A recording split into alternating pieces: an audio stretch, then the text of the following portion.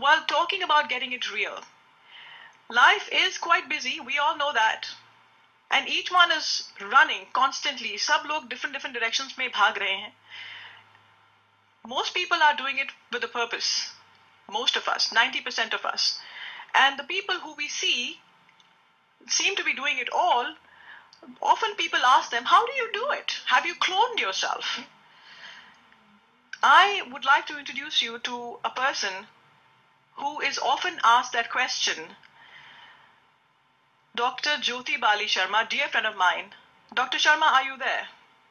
Yes, I'm here, Vicky. So nice to be on your show, PT and me. Yes. I'm so excited. Welcome to the show. Let me give people a little background of you as a person. You are a PhD in electrical engineering from IIT Delhi. You came to this country 16 years ago. You have 2 children. Ages, what are their ages now? They're 13 and 8. I have a daughter who's 13 years old and a son who's 8 years old. And you do what? What's your, besides being a homemaker and a full-time mother, what is your profession? So I'm a wireless engineer. I'm a researcher. I also am an adjunct professor. I teach computer science. And in my free time, I do volunteering at school. I founded a women's networking group called Wines. Which I'm a member of. I'm a multi-dimensional person. Yeah, and you are often asked by other ladies, how do you do it?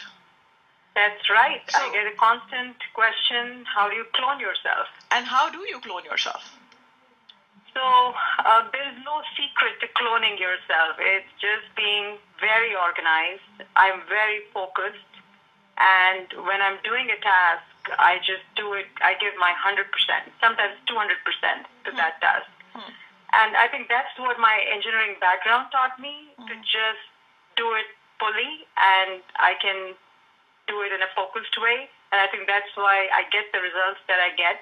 And I think if you just love what you do, it doesn't feel like a burden. It doesn't feel like work. That is true. But tell me, what's the drive behind doing so much in your life? I mean, wouldn't you want to kick back your feet and relax and just watch TV and not do anything at the end of a long working day? Yeah, I think I'm really driven. I do kick back, by the way. I do my spa nights too. So I'm having fun, but not as much fun as many people would like to have. I think I feel women in different stages of life, they have their peaks, and you should take advantage of the peaks. I think I'm hitting my peak right now. Lovely. And I just wanted to grab that moment and take the time. There's a time when you're a student, you're learning, and then you become a mother. I became a mother of 2 children. I took a step back in my career, and it's not that I regret it. I think I did it. That was a deliberate attempt for me to take a back seat while my husband went all out in his career. And I was with the kids. I was still working, but I took a back seat. But I think as the kids are growing up, I really feel that I shouldn't wait for retirement to pursue my dreams. I have to do it now. And this has been the most rewarding decade of my life. So I'm really happy right now. And I'm on that happy zone where whatever I do, I derive happiness in that. So that drives me. That is very important to know, because when you give anything in any capacity, I think it makes the person, the giver, feel the best inside. जिसको दे रहे हो उसको फर्क पड़े ना पड़े, लेकिन आपको देने से जो खुशी मिलती है, the fulfillment that you derive from that action of yours is unparalleled, I think. So that's true. I get more happiness than anyone else I help out, or little community service that I'm doing. It gives me a lot of happiness and pleasure. At the end of the day, I feel I go to bed feeling very happy and satisfied that I contributed to this society. That you contributed. I think it's a very good sense of fulfillment, yes. Yeah, that's true, yeah. You are also a huge proponent of STEM, science, technology, engineering, and math. Why? And why do you think girls should get more and more involved in the sciences? So, my background is in engineering. Right.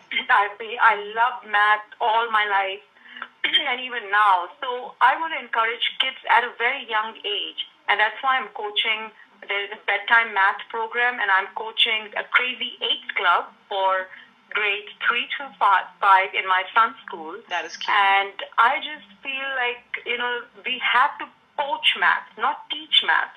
Coach math just like soccer. Kids should love it just like ice cream. And that's the reason I want to do fun activities with the kids and get them involved in math. And being an engineer, I'm also giving back to the society or community by teaching computer science in a nearby university. And I think that is the most rewarding time of my day, when I actually teach the class and they learn something new and they come back to me and say, Professor, I didn't even know I could do this. And it's really rewarding. So I come from a family of educators and administrators, so I think education is very, very, very important to me and very dear to me. It's been instilled by my parents that there's nothing more important than giving education to our kids. And 70% of the careers of tomorrow will be in STEM.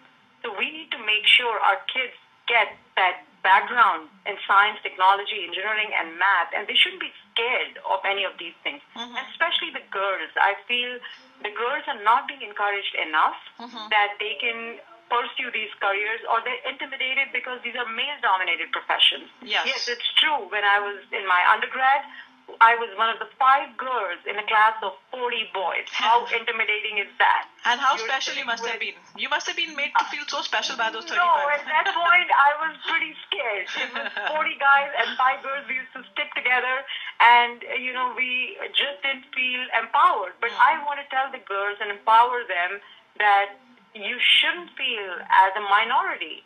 We need to increase the number of girls who are coming into STEM fields and set an example for those girls that, it's cool. It's cool to be a scientist or a mathematician or an engineer. I have to tell my daughter, who's really good in math and science, but still she worries that she doesn't want to be the geek out there. And I don't want her to feel that way, because science is cool. You don't have to look like a scientist who never brushed his hair. You can look fantastic, but you could be a woman with a brain, a girl with a brain. So that's what I want to drive home, that parents should encourage their daughters. They should really make an extra effort to have them go out and pursue their dreams in whichever field they want to, whether it's science or math or any other field. And I wouldn't want to impose my background, but right. But at least you are trying to, like you said, the difference between teaching and coaching. You want to make it fun. You want to make it accessible, not a fearful field to enter. No, forget the intimidation. Yeah. No, not at all. Math, I'm doing that. And even computer science, we have very few women who choose computer science in colleges. And even those who choose, never choose it as a career. So in my class, I make an extra effort to ask questions to the girl students, or go to them and encourage them, because I think girls feel that this is not a profession that matches their personality.